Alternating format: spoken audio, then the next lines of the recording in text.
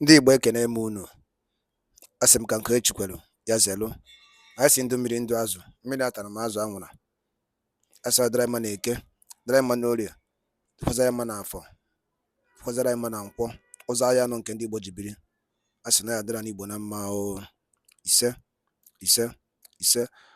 Dịka o si dị ka agbapụ na ya ọsọ igosi na ya bụ ife anyị ji maka ya wee bịa. Na tupu anyị aga n'iru igosi na ya bụ ife, ọ bụla nke a bụ ụbọchị izu gị, ị na-ejete afụ chanel anyị n'Igbo Akwụkwọ ka barụ ka ị like and subscribe ọ. Tinyekwa kọmentị, share ekwe ya, tụsa ya bụ ozi ka ụmụnne anyị dị nọ ebe dị iche iche wee nụ ya bụ ife na-eme n'obodo a. Dịka o si dị, ihe wetara unu tata bụ nnukwu ọpdeti dị oke mkpa. Mma nchọ ka onye ọbụla misie ya, mma nchọ ka ị ga ya bụ ife, ị ga-esi ya bụ ife wetara unu kpasịta maka ya bụ ife na-eme n'obodo anyị nọ n'ime ya. And were ndị Igbo na-azọ drọpụra ya ọnụ kọmentị n'ihe a nwanne anyị nwoke kwuru n'Iru Akwụkwọ dị oke mkpa ka anyị mara ife iche n'ụdị nke gị. Alright, over to you, sir. Ọ dị mma, Igbo ndị nwe mmadụ ekene m ụnụ, na-anabata ụnụ n'oge gwa m okwu na Ogene TV m, gị na onye nke gị Orini Nwa One, nna ya Ojemba. Tụọ m Gaddafi, aga m aza maka na ihe onye kpọrọ nkịta ya ka ọ na-aza.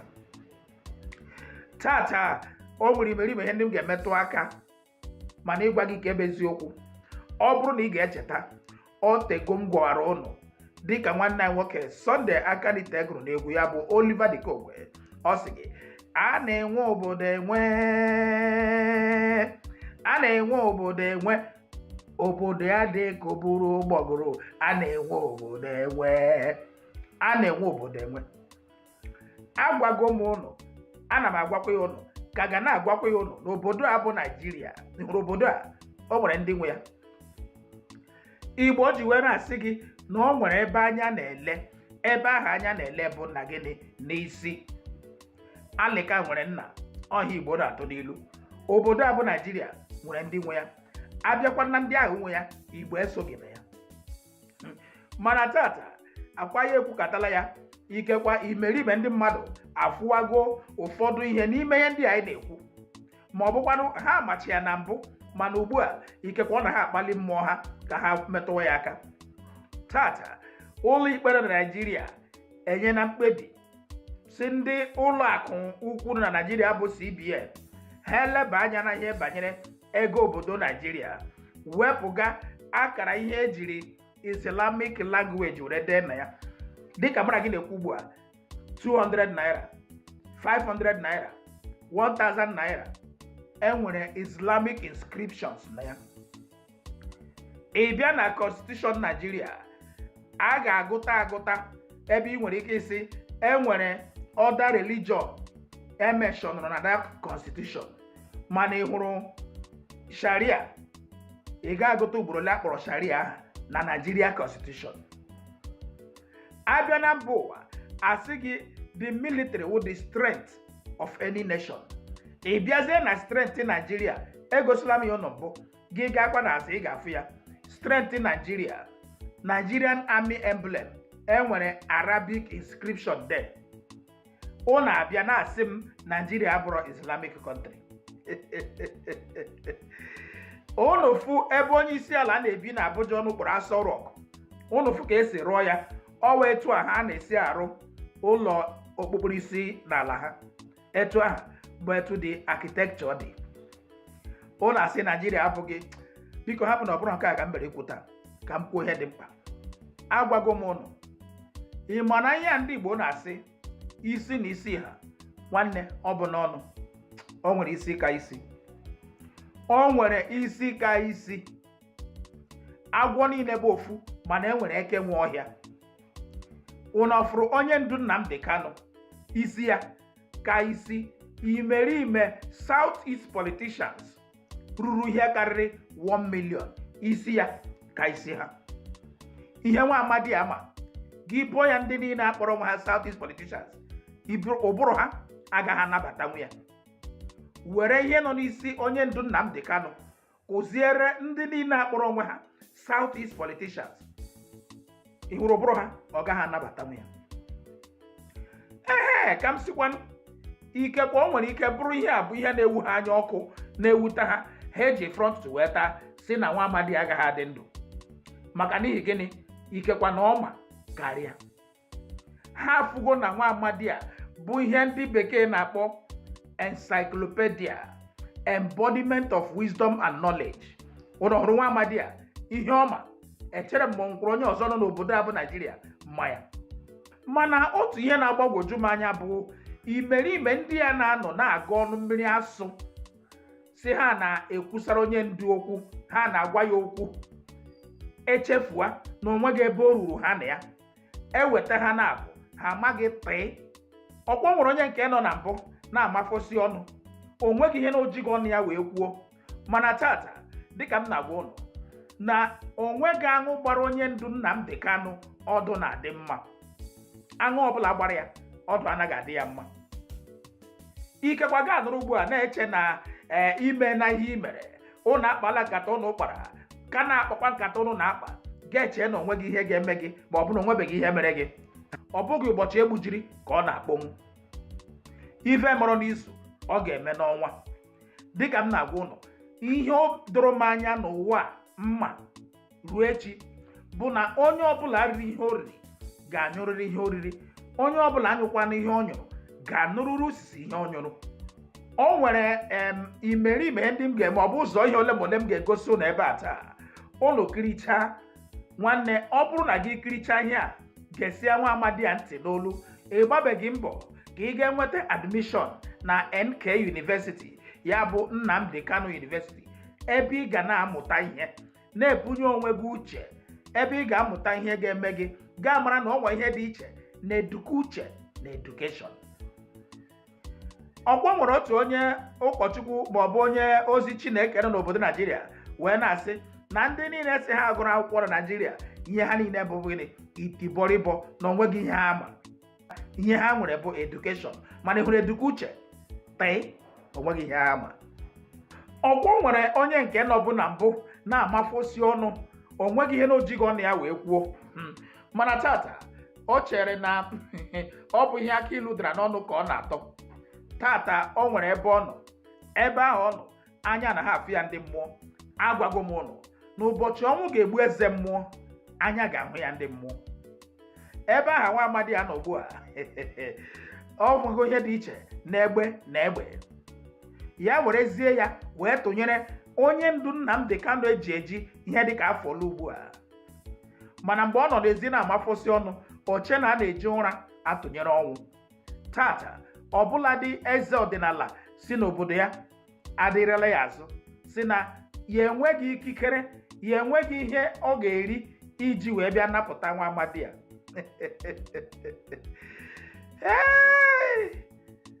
Onye amaghị ihe mere meta oyi nwaanyị na-asịgwa ya okwu ọjọọ ka ọ na. Ka Okeke gachara amị ugbu a, ndị abụti ya ọ bụ na ha afụ ya, ị na ha afụ ihe ehi nyụrụ ka a dabụ ya aga. Etu a ka m si ime dịwa ndị na-akpọ anwụrụ. O nwere ihe m ga-egosi ụnụ ebe a taa ka ụnụ ji mara na n'eziokwu eziokwu ihe a akwụkwọ nsọ kwuru na ike ọnwụ na ndụ dị n'ire, na ọ bụ eziokwu. Imerime ndị mmadụ na-eji ọnụ ha wee kwutere onwe ha ọnwụ na mfu. Ọkwanụ maka ihe a ka m ji na-agwa ụnụ na onye jiri aka gbuo onwe ya asịkwala mmadụ gburu ya. Mgbe anyị dị obere ka a na-akụziri anyị na mgbe Pontius Pilate chọrọ ịma onye nzọpụta bụ Jesu Kristi ikpe, na ọ kpọrọ ndị mmadụ sị ha ya atụlechana ihe banyere nwoke a. Etu a kọtụ niile nọ na Naijiria taa ji etụlechaa ihe banyere onye ndu Nnamdi Kanu, si na onweghị ihe onye a mere, discharge ya, akwa itenụ nwoke a. Mana ndị obodo Juu afrọ ntụtụ wee taa si mba, a ga-ememila nwa amadi a. Pilate ajụọ ha, ngwa Barabas na nwa amadi a, kedu onye ụnụ si hapụrụ ụnụ? Ha si hapụrụ ha Barabas. Tata a na-ahapụ ndị Boko Haram, ahapụ ndị bandits niile ejidere ejide, ahapụcha ha, erehabiliteti ha, were uwe ya mechinye ha, kwoga ha ala Igbo ka ha ga-egbu benatawa. Mana mgbe Pilate lechara ụdị ihe a, ka ọ kpọrọ ha sị ha, ụbara nwa amadi a agaghị anọkwa m n'isi. Ha sị ya nọrọ n'isi ha na isi ụmụ ụmụ ha. Otu ihe na-agbagwoju di m anya taa bụ etu mmadụ dị ndụ ga-anọrọ taa were ọnụ ya na-ekwutara ụmụ ya ọnwụ. O nwere ihe m ga-egosipụta na ebe a taa ka unu kirie. Unu kirichaa ya, unu amarụzi na nwa amadi ejigo aka ya kwutere onwe ya ọnwụ, kwutere ụmụ ya ọnwụ, kwutere lineage ya ọnwụ ebighị ebi, na ọ gaghị adịrị ha na mma n'ụwa ma n'ụwa ọzọ. Dịka o ji ọnụ ya wee kwutere onwe ya nke a, ka m na-ekwukwa na ugbu a na-asị na onye ndu ejighị ahụ, o nwere ka ahụ si eme ya. Onye ọkaikpe nna ya ukwu bụ Aloy Ejimakor ekwuola ya. Akpọrọ ndị dọkịta ya ruo ebe ahụ, ndị DSS asị agala afụ ya. Nkata niile ha na-akpa bụ ka o nwee ihe mere nwa amadi a echi. Mana otu ihe mma bụ, o nwee ihe ọbụla mere nwa amadi a echi, ọ bụ nwoke ọ bụ nwaanyị, ọ bụ okenye ọ bụ nwata, aka ya dị na ihe ọbụla ga-eme nwa amadi a, ọ gaghị adịlatara ya na mma n'aha Chukwu Okike Abịama. Ọ gaghị adịrị ụmụ ya na ụmụ ya mma, ma n'ụwa ma n'ụwa ọzọ. Na-atụfughị oge ụnụ, ka m gosi ụnụ ihe ụnụ ga-anụrụ tata.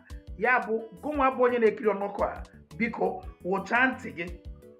Ọ bụ na o nwere ikwu na ibe gị ma nọ gị nso, kpọkịta ha sị ha bịa gere ihe si n'ọnụ Vice Chancellor NK University wee pụta taa, ka ụnụ mara na ihe nọ nwa amadi a n'isi o ruru ihe obodo a niile iwuso anya ọkụ. Mana o nwere na onye mere ka ọ dị etu a, aka Chukwu dị na ya. Unu kirisie ya, unu ekirie onye nke ji ọnụ ya wee na-ekwutere onwe ya ọnwụ, mana ọ bụrụ sọ ebe ha ka o biri, o kwurukwa ya bụ ihe kwugide ụmụ ya na ụmụ ya. Ihe m na-asịzi nyere ihe ahụ o kwuru taa bụ gịnị? Ka ọ ree ka o si wee kwuo, maka ọ ga-emezurịrị, mana atụmatụ ya aha enweghị ike imejupụta. Unanuo akụkọ mere eme ya ka ejiri bịa n'Ogene TV nkinụrụ. Ogene TV. I despise Dangote. He is not the richest man in Africa, and I will tell you why. Because he's running a monopoly. In America, he will be in jail. I keep saying this every broadcast I come and I tell you. All of you were there. Let me tell you what the Fulanis have in store for you. Go into ordinary business. In every sphere of the economy, the Fulani dominate. Their stranglehold is total. They own over 90% of the oil wells. The reason why they own these oil wells is because people from the coastal region of Biafra land forgot who they are to allow the enemy to come in. That is why Ogoni land is polluted and can never be cleaned. That is why every year resource control with nothing happening, because of the efficiency of divide and rule that they applied. Of course, the British applied. Let me tell you what they have done. Cement. Everybody must buy cement to build a house, because of the way the white man taught us to build houses. Whereas before we used to use clay to build our houses to maintain the temperature inside at 26 or 27 degrees centigrade. And all of a sudden it's all breeze block. There is a conductor of heat. Let's put that to one side. For you to build a house, let me tell you how clever the Fulanis are with their British advisors. Everybody needs shelter at some point. If you're successful in life, you're bound to build a house. Even if you don't build, you're bound to rent a house. You're not going to sleep outside. The landlord that built the house or the owner of the house must have built it with a cement. You see how clever they are. The Fulanis thought to themselves, let us control the cement industry. How are they going to control it? By killing off and closing every other cement producer in the country, so that only one man is not going to produce the cement. He's going to import the powder and bag it somewhere in Lagos. That's how you have Dangote Cement. Over the years. Some of you may have forgotten, when my uncles used to work at Niger Cement factory at Nkalago, built by Dr. Michael Obara. Niger Sem is called, on Nkalago Cement. Some of you have forgotten, but I'm sure if you're as old as I am, you remember BCC Lions of Bogo. Have you forgotten Lion Cement from Benue? BCC means Benue Cement Company. They used to have cement in Benue State. There was Elephant Cement, Ego Cement, Ashaka Cement, Boham Cement. Even Ibeto had his own cement. Now, people complain they don't have any jobs. They are miscreants. They have no jobs. But you people, the same Fulani that you people idiotically voted for, or claim you voted for, are the people that shut down all these factories. They want Fulani to control you. They gave the monopoly the license to import cement to one single Fulani man. Dangote. That was why they put Ibeto in prison. EFCC called him and imprisoned him to stop him from selling cement. Only one Fulani, only one, mind you, they're in control of the oil. Only one Fulani man. Some of you are so stupid in Nigeria. I don't know the type of God that made some of you, but I will educate and I will enlighten you. If you listen to us without bias, believe you me, your life can never be the same again. Your brain will open. Let me give you an example of what is happening soon. Before now, Obasanjo was the man that rubber stamped some of these things I'm telling you right now this evening. Not only do Fulanis control the oil well, there were a lot of people, thousands of people working in the refineries. Let me tell you what they did next. They went into the refineries and they shut every refinery down. They went and built a refinery under Abacha in Equatorial Guinea. They went into a consortium with the British and built a refinery in Exeter, in England. Now, this crude oil that previously would have been refined in One, in Iguacha, Port Harcourt refinery, in Warri, or to an extent Kaduna, now we ship them abroad and made every worker in that place useless, rendered them unemployed. Money wasn't coming in. I want people to understand when Lai Mohammed was saying, what holds us together is more than what's, all that rubbish, nonsense. I want to tell you how Fulani took over your lives before your eyes, Korokoro, as you're watching Talking One Nigeria, our flag, our team, Super Eagles, Green Eagles, Eaglet, talking about the Fulani, we are stealing your lives away from you before your own eyes. Fulani was not content in owning the oil wells. They shut down the refineries where our parents were working, where you could study petroleum engineering, graduate, and find a job to feed your family. That sector was shut down. Remember, they shut down the cement sector. It's very critical. Every day there's construction going on, isn't it? It's a very critical sector of the economy. Building raw materials, of course. Fulani, Dangote, one man. Now, let me tell you what they did very cleverly. They came to the petrol. Not owning the oil well is not enough, to tell you how much they hate you. They call you a Nigerian, let's unite, but they despise you. They hate you. If not, why would they shut down all the cement factories and allow one man to import? I didn't say produce, import. You will have limestone in Nkala right now in Ebonyi State rotting away. Shut down. BCC in Nuboko, shut down. Maybe that could have taken it to rebag, not to produce, not to manufacture cement, but to import cement powder and rebag it. That's all that they do. And they claim they love you. They claim they want to see Nigeria progress. I am doing this program this evening to let the whole world understand that there is no basis for unity in Nigeria, because the whole thing is based on evil and wickedness. Why? Because Fulani people are not hardworking people. They can't wake up by 5 or 4 in the morning to go to work. I challenge everybody. All those factories that you see in Lagos, in all those industrial belts, I challenge anybody anywhere in the world to tell me if a Janjaweed can wake up by 4 in the morning to go to work in a factory. It's a challenge to everybody. Show me one. Now listen. They took over cement, which is very critical. They took over oil itself. The only way that people, private individuals, share oil wells amongst themselves. That is not enough. Instead of moving that oil to the refinery to be refined, where we can find jobs to make kerosene available easily, to make fuel available to run our country. No, not at all. To tell you how evil they are. Those claiming and shouting one Nigeria, to tell you how satanic they are.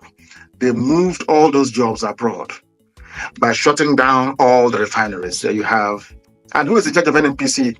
Fulani in the Kiari family. Understand? Now, you see what they did? They now moved crude oil abroad to the refineries that they built with stolen money from the public coffers. It doesn't end there. Denying you jobs is not the end, it's not even their problem. Now, to bring that refined petrol back into Nigeria, you will not pay subsidy again to bring back into the country what left the country for free. Only if black people can't listen. They took away cement sector, very critical in the building of an economy in the world. They took away oil, which is the only thing that you have, so to speak. They export it, they export it and they make money. They bring it back and you pay tax for it. Yet no refineries are working. That is how you have fuel subsidy. The meaning of fuel subsidy is that your refineries are not working. Not that they will not work if you turn them on, but because Fulani shut it down. Yet they may control your lives. Two sectors. We must all eat, isn't it? Everyone must feed every day. You have to eat something. There is no food you cook in our land without salt in it. No. You must add salt now. It's normal. You cannot have tea in the morning without sugar. Dangote. Only them. You cannot feed without contributing to Fulani domination of your life. In religion, those of you who are Muslims, Fulani is number one. Politics, they are number one. Army, they are number one. The police, they are number one. Everywhere, they are number one. Anytime you talk, unity, they hate you, they kill you, they arrest you, they shoot you, anything, unity. Because they know what they're benefiting. The final game is to hand over our land and our forests to their brothers and sisters from the Sahel. And it's happening before our eyes. One shut down. Refinery. That could have employed millions of people. Ibocha down. Warri down. Even Kaduna. Who built Kaduna Refinery? It's not Obasanjo. They asked me, said he's diversifying the location of major industries. He wanted to please the Fulani masters that put him in power. They built Kaduna Refinery. You have to move oil all the way from the south to the north. They can pipe oil to the north and everywhere else, but they cannot pipe clean water to your homes. They cannot pipe gas to your homes. And they tell you, we protect one Nigeria. We are all Nigerians. We are going to make progress. Progress how? For how many years? How can you make progress by shutting down industries that employ people, rendering them unemployed, and importing into the country finished items and products?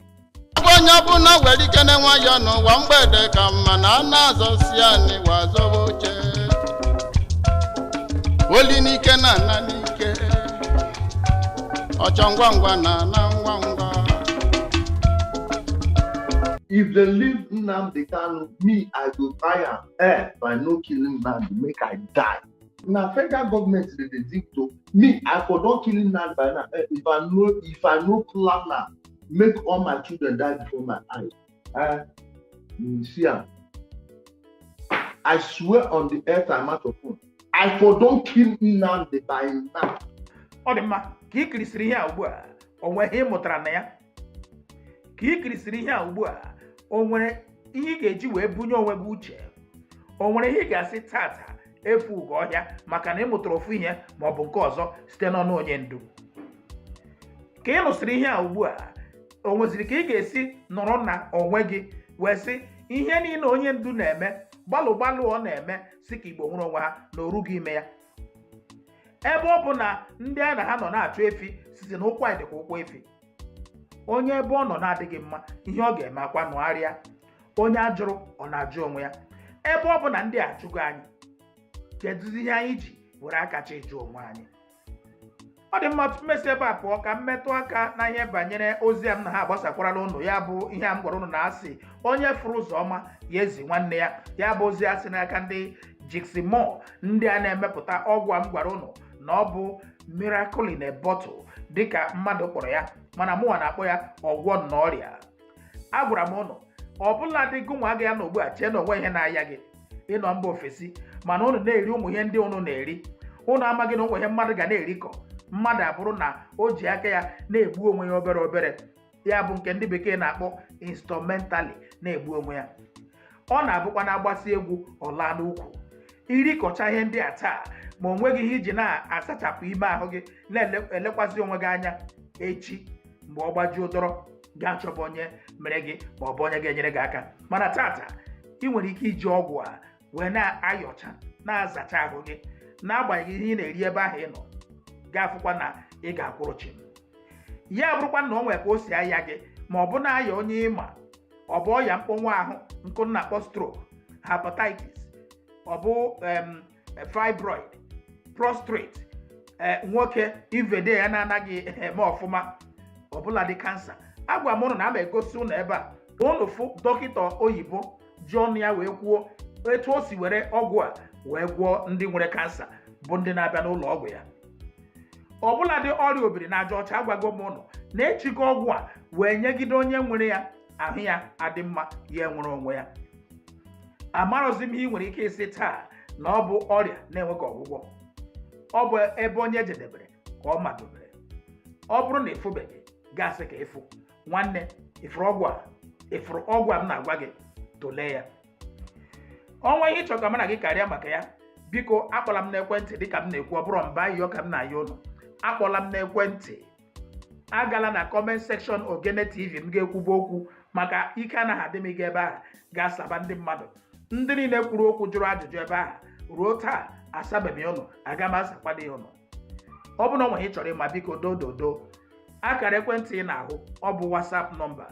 Zibata ozi ebe ahụ ma asa gị ya. Ọ bụ na anyị kwuruzie ya ruo ebe nke anyị ga-asị ka anyị kpọọ onwe anyị n'ekwentị, anyị ekpebie ga-akpọ m n'ekwentị, anyị wee karịa.